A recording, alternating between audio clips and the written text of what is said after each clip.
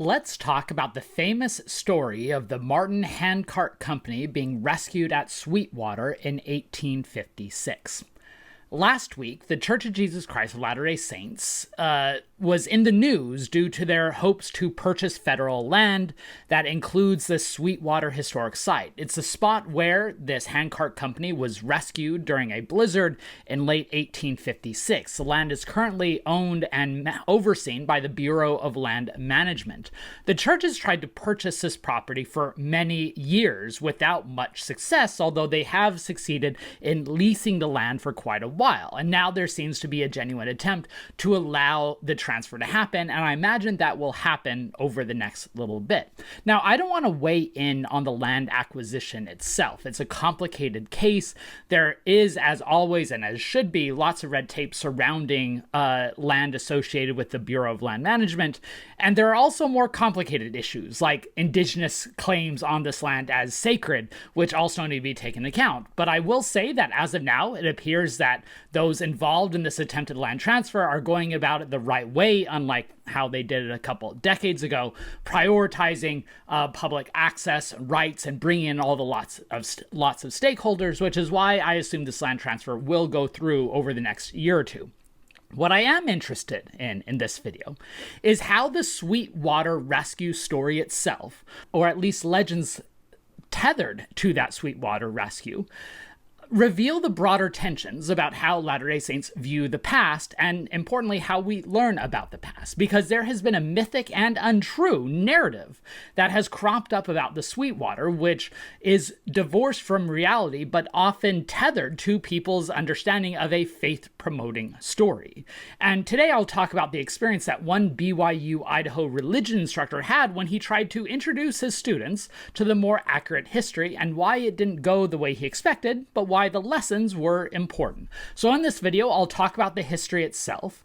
I'll highlight the relationship between the historical scholarship and some of the mythic legends that came out, and then I'll detail how this can cause some dissonance for believing members, and then use it as an example for approaching the conflicts within LDS history. So that's what we have on tap. Let's dig in. There's a lot of good, meticulous, and often diametrically opposed scholarship on the Handcart Companies.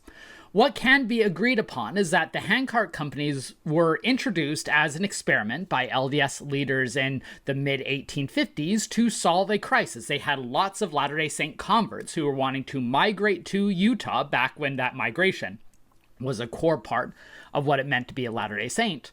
But they didn't have the money to be able to take a more leisurely stroll, let's call it, or more importantly, and more seriously, have the resources necessary for that prolonged march. Because remember, this is a decade before the Transcontinental Railroad.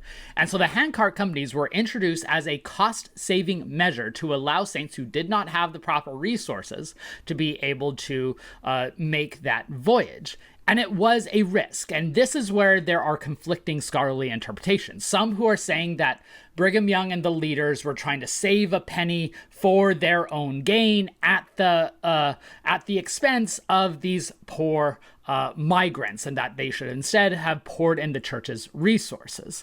On the other hand, you have arguments that Brigham Young and other church leaders were very noble in their quest, that they believed that this was the best measure, and this was indeed helping those who did not have the money and resources, while also pooling the church's material for other things going on. As is often the case, the truth is somewhere in the middle. I am mostly persuaded by the scholarly arguments, and I should emphasize, I'm not an expert on the pioneer migration, and especially the Handcart tracts, but in reading all their works, I'm less convinced of the much more cynical approaches, like in the book Devil's Gate or in Will Bagley's volumes, although I deeply appreciate their research. I don't think there is as much of a cynical decision-making process of Brigham Young and others, but I also don't think that the traditional apologetic approach of trying to absolve Brigham Young and other leaders of all their complicity is also accurate. In other words, I think Brigham Young and Heber C. Kimball and the other leaders, they saw this as a necessary and useful approach but while also overseeing the risk. In other words, what I think these decisions did is it made these pioneers vulnerable to a disaster.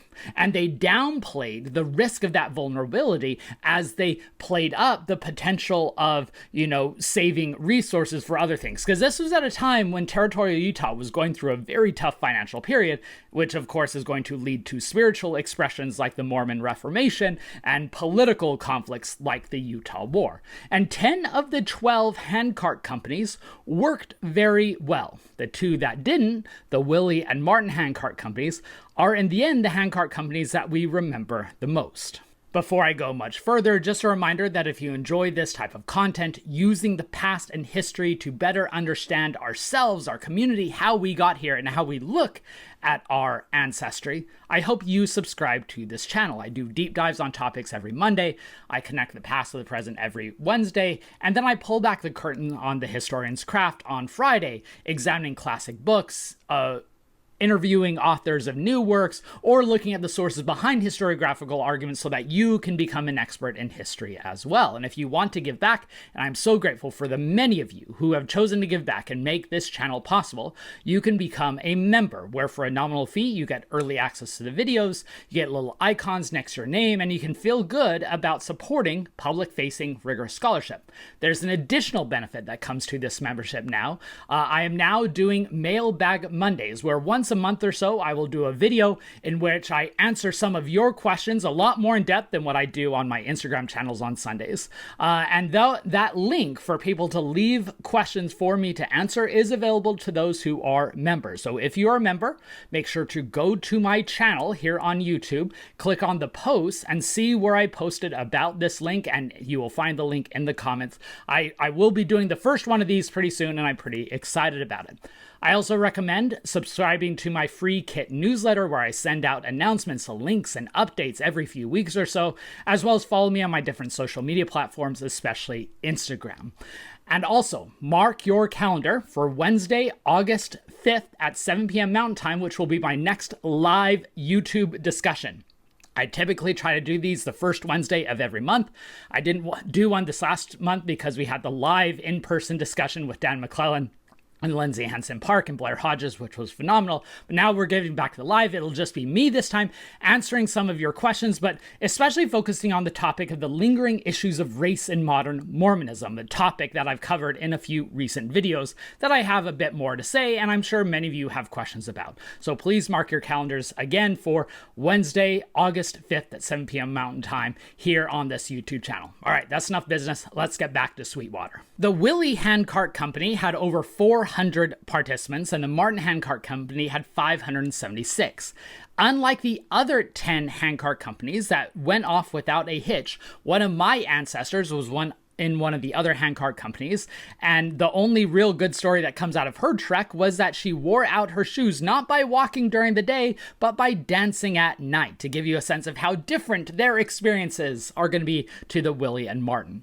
Now, these two companies, the Willie and Martin handcart companies, got their start much later than the others. This is likely due to travel complications and a bit of mismanagement, but it's more due to mistakes rather than ill intentions. And what's notable when you look at their stories is it was the leaders who were actually urging them to hold out for the winter and start the next spring, and it was the commoners, those migrants, who were really pressing forward of wanting to go. And it was their zeal, their desire that got them into this issue where they started out late. Because not only did they start out late, but then the blizzard started early. The winter crept in earlier that year than past, and so due to the mismanagement rather than ill intent, these handcart companies were facing a disaster, and they were stuck in the plains in Wyoming, heading into Utah without the provisions and dying at a pretty rapid rate. And when Brigham Young got word at the October General Conference, he raised a relief effort, and many Latter-day Saints very bravely and dutifully and sacrificiously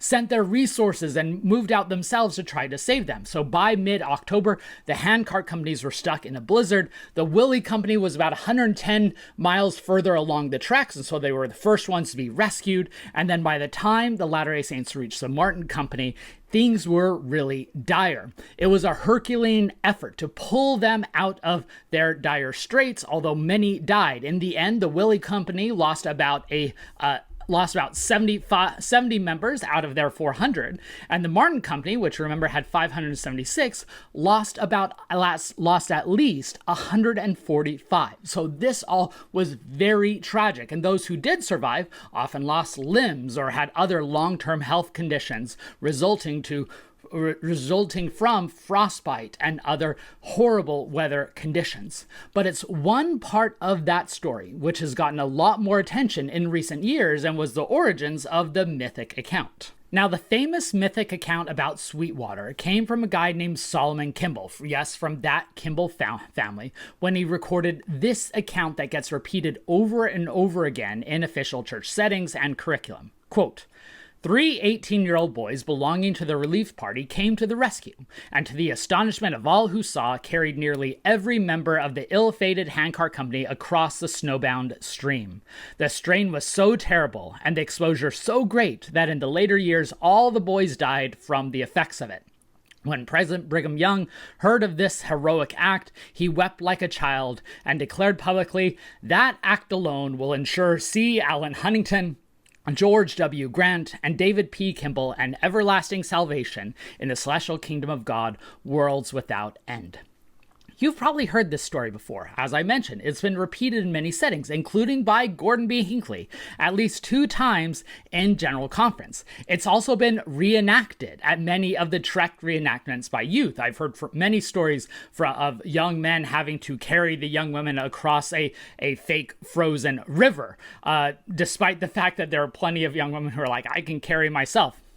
The problem is, of course, is that the historical record does not back up this particular story. The records are very clear that it was a group effort, everyone pitching in, and many of the women, of course, carrying themselves, not having to rely on these 3 young men.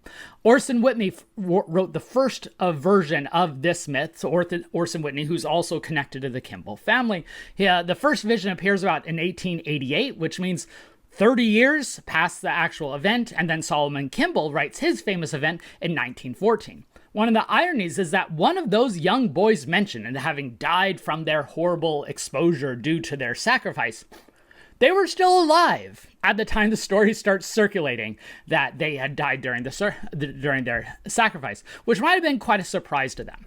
Now, if you want the actual history of what happened, Chad Orton, who was an LDS archivist, I don't think he still has that role anymore, but he's performed great work for the church archives over the years, performed the meticulous work of capturing what actually happened. His article, The Martin Handcart Company at the Sweetwater, Another Look, was published in BYU Studies. And What's interesting is that the real history can be seen as faith promoting. It's all these people willing to pitch in and save their community. You don't have to hoist all the bravery onto just 3 young men, nor declare that Brigham Young had declared that they had earned their exaltation in that one moment. We don't have records of the 3 boys doing all that work, and we definitely don't have records of Brigham Young making that proclamation. So this could just be another example of well-intentioned myth capturing the spirit of the rescue, then being corrected by the historical record, the letter of the rescue.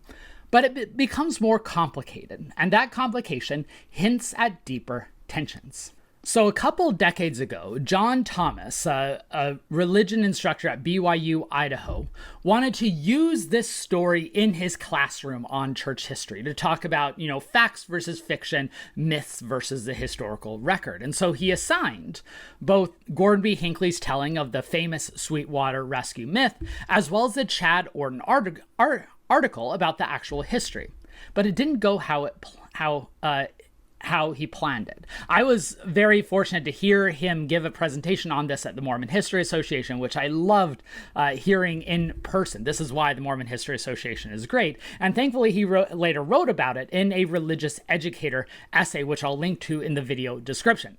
But this is how he narrates what happened in that essay. Quote, "Referring to that paragraph in Kimball's 1914 narrative, I asked my students something like, What's right and what's wrong with that account? The first hands went up at the back, where 3 or 4 male students sat, as all returned missionaries. Soon after the first student started talking, I felt the heat rising on the back of my neck. He said that he only felt the Spirit when reading the traditional account, that is, the Solomon Kimball account told through Gordon B. Hinckley. Then a nearby student weighed in. "I don't see what's so wrong with that version anyway," he said, questioning the value of revisiting the story.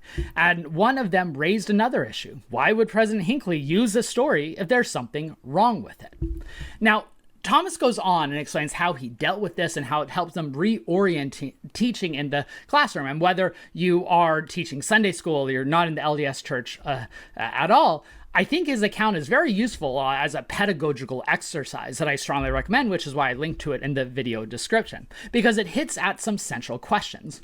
Why do people believe some stories and not others? How do some stories become part of a cultural canon? And how do we tell the truth? For a lot of people, like these students in Professor Thomas's class, the truth is determined by what an LDS apostle says, or how they feel the Spirit, which of course goes into, scientific notions of, what makes you feel good or bright or feeling the Spirit. And so it's an example of the importance of not just historical content, but historical literacy, that presenting mere facts is not enough about history. You have to present how history is done and how we know what we know, in other words. So Thomas's essay is a very thoughtful engagement with these issues within a devotional setting, I'll acknowledge. But I'm also interested in what this story tells us about the cultural dynamics of faith. It's why some continue to refuse to accept accurate history.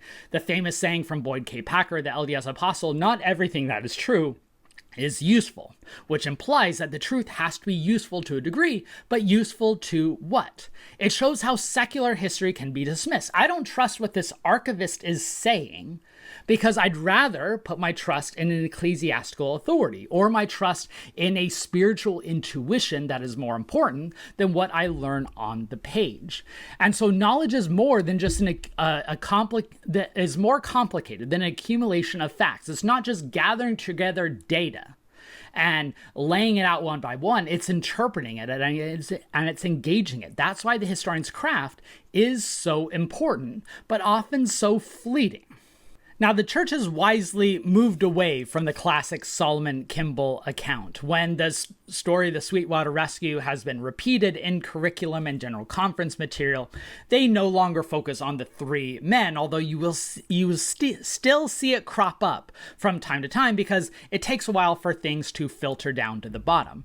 And if the church ends up succeeding in purchasing the site on which the Sweetwater Rescue took place and where it is now commemorated, I imagine that the material will be based on Chad Orton's excellent research rather than the mythical Solomon Kimball story.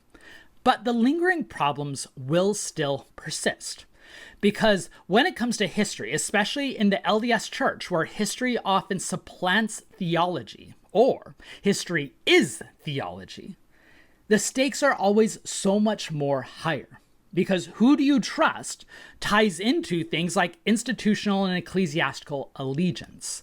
And so that's why history has been such a touchstone within the LDS history, but why the Sweetwater Rescue is such a poignant expression of it. I hope you enjoyed this video. If so, please hit the like button, share with others so we can broaden the conversation. Subscribe if you enjoy the content and become a member if you want to give back. History has never been more relevant than it is today, which is why I'm so pleased to have these conversations with all of you.